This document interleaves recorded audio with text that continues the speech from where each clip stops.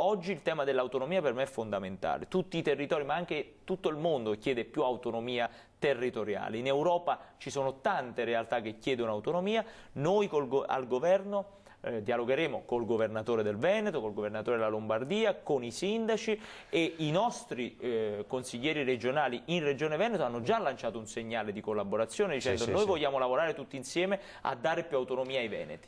Io credo che siano richieste legittime che vengono da una regione che vuole ottenere quanta più autonomia possibile. Vediamo le compatibilità con l'assetto costituzionale, ma in generale se un territorio chiede autonomia a me sta bene, e questo vale per tutte le regioni. Poi arriviamo a Rosatellum, ovviamente a quello che può essere l'effetto del voto, perché insomma, ne discutiamo da settimane, ma pensa a un ministro veneto nel caso, vero? Ma sicuramente ci saranno ministri che avranno provenienze da tutti i territori italiani. Spero che ci sia qualche persona di questo territorio veneto, magari qualche imprenditore veneto, anche perché io ho visto in questi anni che da questo territorio vengono tante innovazioni nell'azione politica.